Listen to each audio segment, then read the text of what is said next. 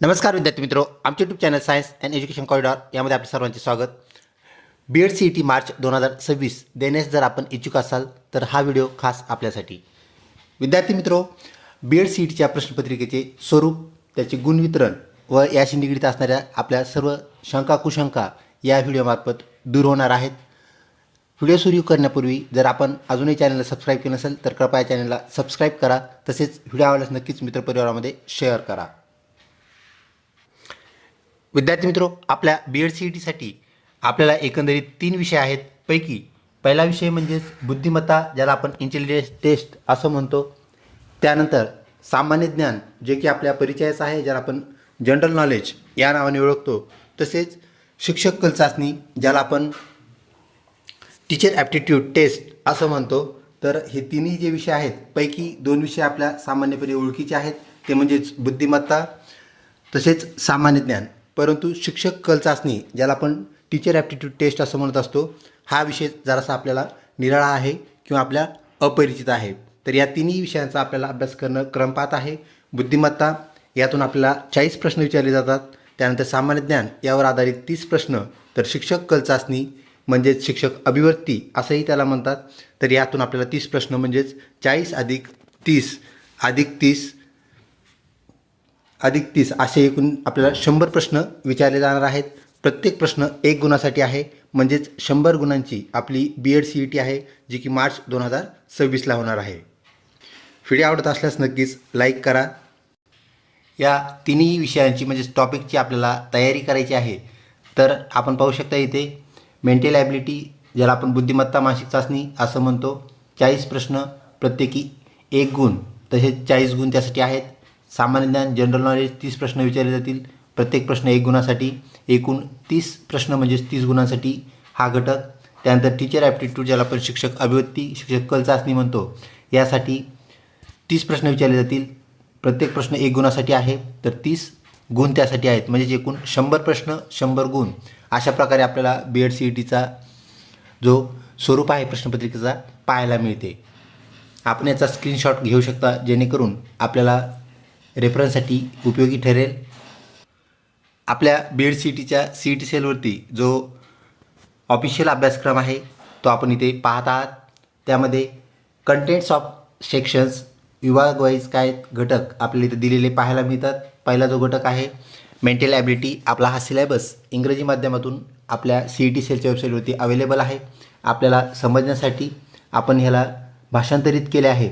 बुद्धिमत्ता मानसिक चाचणी, यामधून आपल्याला the content of this test aims to जज युअर रिझनिंग पॉवर, तर आपल्याला अभ्यासक्रमामध्ये मेंटल ॲबिलिटीचा हा घटक ठेवण्यात आलेला आहे। कशामुळे त्यांनी ते सांगितलं आहे, या चाचणीचा उद्देश तुमची तर्कशक्ती तपासणे आहे। त्यानंतर इट ऑल्सो हेल्प्स टू जज how accurate you can think, म्हणजे दुसरा जो घटक त्यांनी आपल्याला इथे ठेवलेला आहे, या चाचणीद्वारे तुमच्या विचाराची अचूकता तपासली जाते, ॲक्युरेसी तपासली जाते। त्यानंतर बुद्धिमत्तामधील काही प्रश्न कशासाठी आहेत, this test will contain questions based on series, ज्याला आपण मालिका असं म्हणतो। त्यामध्ये 2 प्रकारच्या मालिका येतात, अंक मालिका व अक्षर मालिका। त्यानंतर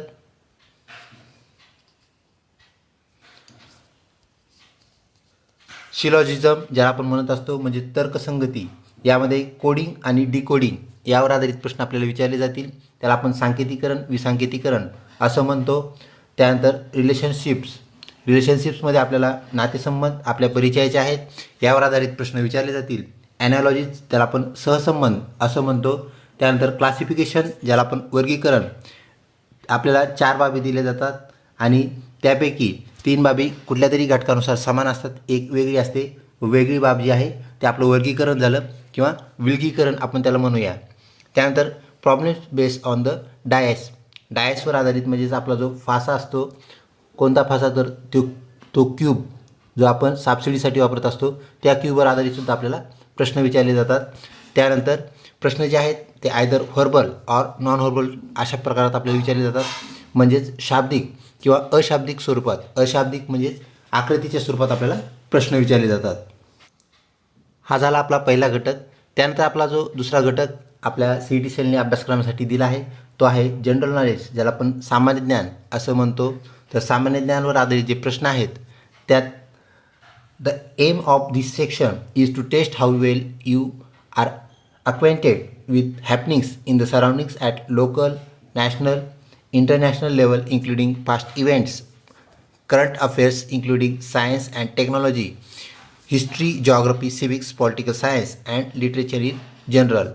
तर ह्याबद्दल काय आहे, आपल्या सामान्य ज्ञान जो घटक दिलेला आहे त्यामध्ये भूतकाळातील ज्या घडामोडी आहेत, त्यानंतर विज्ञान आणि तंत्रज्ञान, तसेच इतिहास, भूगोल, नागरिकशास्त्र, राज्यशास्त्र, साहित्य यासह ह्या ज्या घडामोडी आहेत त्या स्थानिक पातळीवर कशा घडल्या आहेत, राष्ट्रीय पातळीवर आणि आंतरराष्ट्रीय पातळीवर सध्या त्या संदर्भात काय चालू आहे. तर आजूबाजूच्या घडामोडीशी तुम्ही कितीपत परिचित आहात, म्हणजेच आपलं जनरल नॉलेज, तसेच ज्याला आपण चालू घडामोडी म्हणतो, करंट अफेअर्स म्हणतो, याबद्दल आपण किती परिचित आहोत, हा या चाचणीचा, या घटकाचा म्हणजेच सामान्य ज्ञान घटकाचा उद्देश होय. व्हिडिओ आवडत असल्यास नक्कीच लाईक करा. आता राहतो आपला तिसरा घटक, ज्याला आपण टीचर ॲप्टिट्यूड या नावाने ओळखतो. तर आपल्याला अपरिचित असलेला हा घटक आहे, जेणेकरून आपल्याला याची चांगली तयारी करणं गरजेचं आहे. शिक्षक अभिवृत्तीचे सर्व व्हिडिओज आमच्या चॅनलवरती अवेलेबल आहेत, त्याचा तुम्ही नक्कीच रेफरन्स घेऊ शकता. The test aims to know your capacity to become a teacher. तर आपली टीचर बनण्याची जी कॅपॅसिटी आहे ते जाणणं ह्या घटकाचा म्हणजे तिसऱ्या घटकाचा उद्देश आहे. It will contain questions related to your keenness to update your knowledge, then leadership qualities, awareness about changes in educational system, that is education and society, then communication and professional commitment. तर professional commitment म्हणजेच आपल्या परिचयाची आहे, आपली जी व्यावसायिक वचनबद्धता आहे, यावर आधारित आपल्याला काय करायचं आहे, अभ्यास करायचा आहे, जेणेकरून आपला हा घटक जो आहे 3 क्रमांकाचा, ज्याला आपण टीचर ॲप्टिट्यूड असं म्हटलं, शिक्षक कल चाचणी असं म्हटलं, तर या घटकाचा उद्देश आपण इथं जाणून घेऊया. तुमची शिक्षक होण्याची क्षमता, ज्याला आपण कॅपॅसिटी असं म्हणतो, घेणे हा या परीक्षेच्या या घटकाचा उद्देश आहे. त्यामध्ये तुमचे ज्ञान अद्ययावत, ज्याला आपण काय म्हणतो, अपडेट म्हणतो, करण्याची तुमची उत्सुकता, त्यानंतर शिक्षण आणि समाजातील बदलाबद्दल नेतृत्व गुण, जागरूकता, संप्रेषण, ज्याला आपण कम्युनिकेशन म्हणतो, आणि व्यावसायिक वचनबद्धता म्हणजेच प्रोफेशनल कमिटमेंट, या ज्या बाबी इत्यादी या संदर्भात आपल्याला प्रश्न विचारले जातील. अजून आपल्या CET-CELच्या वेबसाईटवरती काही बाबी त्यांनी नमूद केल्या आहेत. पैकी अत्यंत महत्त्वाची बाब आणि आपली शंका कुशंका असणारी म्हणजेच the test will comprise of multiple choice objective type of the questions with 4 options. सगळ्यात महत्त्वाचा भाग आहे हा. चाचणीमध्ये आपल्याला 4 पर्यायासह एकाधिक निवड करण्यासाठी आपल्याला वस्तुनिष्ठ प्रश्नांचा समावेश असेल, ज्याला आपण सोप्या भाषेमध्ये MCQ असं म्हणतो. MCQ म्हणजेच काय, तर मल्टिपल चॉईस क्वेश्चन्स. तर प्रत्येक प्रश्न जो आपल्याला विचारला जाईल तर त्याला काय दिले जातील, आपल्याला ऑप्शन्स दिले जातील. मग ते ऑप्शन्स अल्फाबेटिकल असतील, ABCDच्या स्वरूपात, किंवा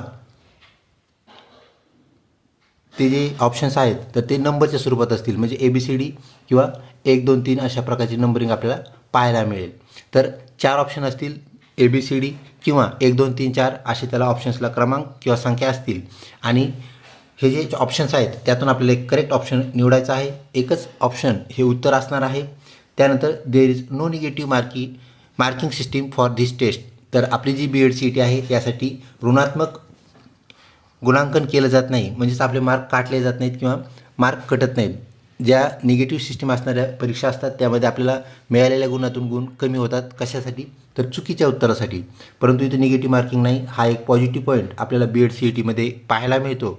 त्यानंतर टेस्ट ड्युरेशन, आपली टेस्ट जी आहे, आपली जी परीक्षा आहे ज्याला आपण BEd CET असं म्हणतो, तिचा कालावधी जो आहे तो आहे 90 मिनिटांचा. 90 मिनिटाचा म्हणजेच 1.5 तासाचा. 1 तास आणि 30 मिनिटे इतका कालावधी आपल्याला या परीक्षेसाठी दिलेला आहे. म्हणजेच आपल्याला काय करायचं आहे, प्रश्नसंख्या आपण जी आत्ताच पाहिली 100 प्रश्न आहेत आणि मिनिटे किती आहेत, तर 90 मिनिटामध्ये आपल्याला काय करायचं, हे सर्व प्रश्न मार्गी लावायचे आहेत, सोडवायचे आहेत. ही बाब आपण लक्षात ठेवा. तर अशा प्रकारे आपल्याला सिलेबस पाहायला मिळतो. तसेच गुणवितरणही आपण पाहिलं आहे. व्हिडिओ आवडला असल्यास नक्कीच लाईक करा, चॅनलला सबस्क्राईब करण्यास काहीच हरकत नाही. विद्यार्थी मित्रो, जे आपण आत्ताच पाहिलं होतं ते म्हणजेच बुद्धिमत्तेसाठी 40 प्रश्न म्हणजे 40 गुण, सामान्य ज्ञान 30 प्रश्न 30 गुण, आणि शिक्षक कल चाचणी ज्याला आपण टीचर ॲप्टिट्यूड असं म्हटलं 30 प्रश्न 30 गुण. या 30 प्रश्नांचं, 40 प्रश्नाचं आणि 30 प्रश्नाचं वितरण कसं आहे ते आपण पाहूया. विद्यार्थी मित्रो, 2017पासून आपली BEd-CET ही ऑनलाईन पद्धतीने सुरू झालेली आहे. त्यामध्ये आपण जे तीनही घटक आहेत त्याचं गुणवितरण आपल्याला खालीलप्रमाणे पाहायला मिळतं. तर पहिला जो आपला घटक होता ज्याला आपण बुद्धिमत्ता इंटेलिजन्स टेस्ट किंवा मानसिक चाचणी असं म्हणलं, तर मानसिक चाचणी संदर्भात असणारे प्रश्न जे आहेत त्याचं गुणवितरण आपण पाहत आहोत. मेंटल ॲबिलिटी पहिला घटक, त्याच्यातून आपल्याला प्रश्न विचारले जातील किती, तर ते आत्ताच आपण पाहिले होते 40 प्रश्न 40 गुण त्यासाठी असणार आहेत. तर यामध्ये सिरीज यावर आधारित आपल्याला जे प्रश्न विचारले जातात 6 प्रश्न विचारले जातात एकूण, त्यासाठी असणार आहेत 6 गुण. त्यामध्ये नंबर सिरीज आणि लेटर सिरीज म्हणजेच अंकमालिका आणि अक्षरमालिका प्रत्येकी 3-3 प्रश्न विचारले जातील. अशा प्रकारे 6 गुण आपल्याला त्यासाठी वितरित असलेले पाहायला मिळतात. शिलॉजिझम ज्याला आपण म्हटलं त्याला आपण तर्कसंगती म्हणतो, त्यावर आधारित सर्वात जास्त म्हणजेच 8 प्रश्न विचारले जातात ज्याला आपण तर्क लावणे असं म्हणत असतो. तर यावर आधारितही आपण सर्व व्हिडिओज आपल्या चॅनलवरती अवेलेबल केलेले आहेत, जेणेकरून आपल्याला BEd-CET 2026 अत्यंत सुलभ जाईल, सोपी जाईल. त्यानंतर कोडिंग आणि डिकोडिंग यावर आधारित आपल्याला 6 प्रश्न विचारले जातील. तर कोडिंग डिकोडिंग आपल्याला माहीत आहे, ज्यामध्ये काही अक्षरांचा समूह केला जातो आणि म्हटलं जातं की ह्या अक्षरासाठी हे अक्षर कोड केले आहेत, तर ह्या अक्षरापासून कोणता शब्द बनेल, त्या प्रकारचे प्रश्न आपल्याला 6 विचारले जातील. त्याला कोडिंग डिकोडिंग असं म्हणायचं. त्यानंतर रिलेशनशिप म्हणजे नातेसंबंधावर आधारित आपल्याला तब्बल 5 प्रश्न विचारले जातात आणि त्यासाठी 5 गुण असणार आहेत. ॲनॉलॉजी ज्याला आपण सहसंबंध म्हणतो 5 प्रश्न विचारले जातील, 5 गुण असणार आहेत. क्लासिफिकेशन वर्गीकरण ज्याला आपण म्हणत असतो, हा 2 नंबरचा घटक आहे विद्यार्थी मित्रो, ज्याला 7 गुण आपल्याला असलेले पाहायला मिळतात.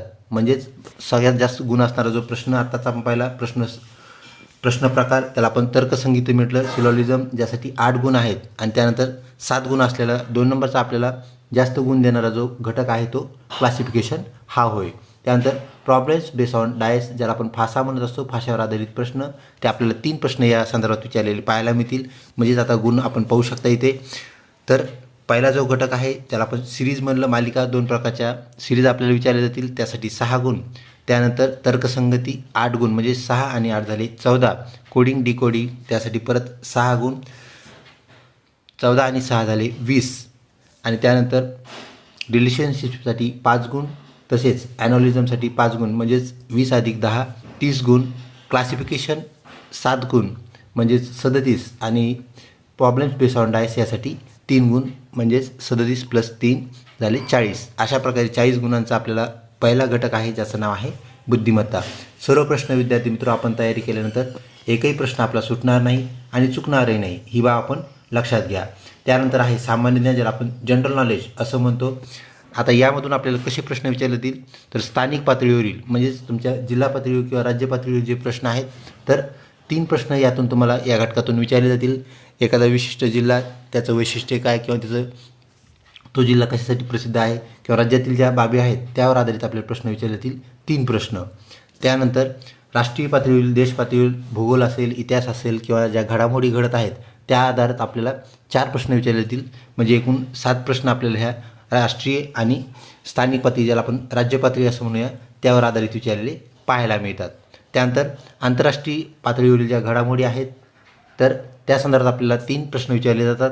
त्यानंतर विज्ञान आणि तंत्रज्ञान यामध्ये नवीन शोध असतील, नोबेल पुरस्कार असतील, यावर आधारित प्रश्न आपल्याला विचारले जातात. शोध, संशोधक यावर आधारितही प्रश्न आपल्याला विचारले जातात. तब्बल 4 प्रश्न विचारले जातील, 4 गुण असणार आहेत. त्यानंतर इतिहास, राज्याचा इतिहास व देशाचा इतिहास या संदर्भात 3 प्रश्न आपल्याला विचारले जातील, 3 गुण तो देणारा घटक आहे. भूगोल यामध्ये राज्य व देश यावर आधारित 3-3 प्रश्न विचारले जातील, जे प्रश्न आपल्याला 3 गुण देतील. त्यानंतर नागरिकशास्त्र या घटकातून आपल्याला 3 प्रश्न येतील, ते आपल्याला 3 गुण देणार आहेत. त्यानंतर राज्यशास्त्र यावर आधारित 3 प्रश्न विचारले जातील, त्यानंतर हे सुद्धा आपल्याला 3 गुणांसाठी असणार आहेत. त्यानंतर साहित्य हा शेवटचा आणि 9वा घटक आहे, 4 प्रश्न यातून विचारले जातील, 4 गुण तो आपल्याला देणार आहे. म्हणजे अशा प्रकारे आपल्याला याचंही गुणवितरण पाहायला मिळतं. तर या सर्व घटकांची उपघटकांची आपल्याला तयारी करायची आहे. शेवटचा घटक ज्याला आपण शिक्षक अभिव्यक्ती असं म्हणतो, त्यामध्ये असणारे उपघटक आपण पाहूया. तर टीचर किननेस म्हणजे शिक्षक जागरूकता, शिक्षक त्याच्या कामाबद्दल कसा जागरूक आहे, त्याने कसं काम केलं पाहिजे, शिक्षक कसा असावा कसा नसावा यावर आधारित 6 प्रश्न आपल्याला विचारले जातील, 6 गुण यासाठी असणार आहेत. त्यानंतर नॉलेज ज्याला आपण सब्जेक्ट नॉलेज असं म्हणूया विषय ज्ञान. तर विषय ज्ञानावर शिक्षकाचं विषय ज्ञान कसं असावं, त्याने ते कसं वापरावं, त्याच्यात काय स्किल्स आहेत यावर आधारित आपल्याला 4 प्रश्न विचारले जातील. त्याचंही आपल्याला काय करायचं आहे, तयारी करायची आहे. व्हिडिओ आवडत असल्यास नक्कीच लाईक करा, मित्रपरिवारामध्ये शेअर करण्यास बिलकुल विसरू नका. सिलेबस आपण एकदा चांगल्या प्रकारे जाणून घेतल्यानंतर नक्कीच तो आपल्याला मार्गदर्शक ठरेल, जेणेकरून आपल्याला जास्तीत जास्त गुण संपादन करता येतील. लीडर क्वालिटीज शिक्षकामध्ये कशा असाव्या, ज्याला आपण नेतृत्व गुण म्हणतो, शिक्षकांनी कशा प्रकारे आपला वर्ग चालवावा, तर यावर आधारित आपल्याला 6 प्रश्न विचारले जातील. 6 गुण या घटकासाठी असणार आहेत. त्यानंतर awareness in education and society, शिक्षक जो आहे त्या शिक्षणाबद्दल समाजात काय काय चालू आहे त्याबद्दल तो कसा जागरूक आहे, यावर आधारित आपल्याला 4 प्रश्न विचारले जातील. 4 गुण यासाठी असणार आहेत. त्यानंतर संवाद, ज्याला आपण कम्युनिकेशन असं म्हणतो, तर कम्युनिकेशन संदर्भात 5 प्रश्न विचारले जातील. तर कम्युनिकेशन कोणाचं आहे, शिक्षक म्हणजेच टीचर.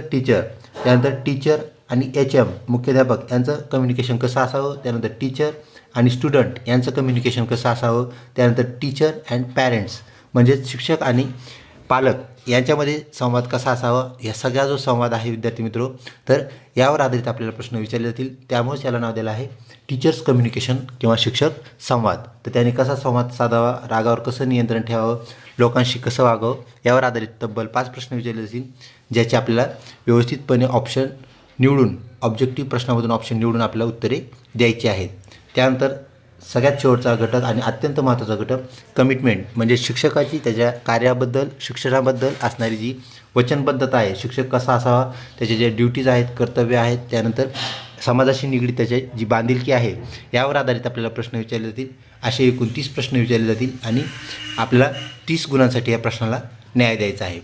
अभ्यासक्रम नक्कीच आपल्याला गुण वितरण, परीक्षेचं स्वरूप हे आवडलंच असेल याची आम्हाला खात्री आहे. विद्यार्थी मित्रो, या घटकासंदर्भात तिन्ही जे घटक आहेत त्यांचे व्हिडिओज आमच्या चॅनलवरती अवेलेबल आहेत. तसेच मागील वर्षीच्या प्रश्नपत्रिकासुद्धा अवेलेबल आहेत, जेणेकरून जे आपल्याला मार्गदर्शक ठरतील. बऱ्याच विद्यार्थ्यांचं म्हणणं आहे प्रश्न रिपीट होतात का, तर नक्कीच प्रश्न रिपीट होतात, परंतु सगळेच प्रश्न रिपीट होत नाहीत ही गोष्ट लक्षात घ्या.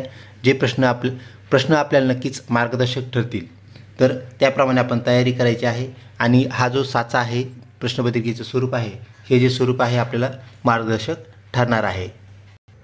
लवकरच भेटूया पुढच्या महत्त्वपूर्ण व्हिडिओमध्ये. तोपर्यंत धन्यवाद.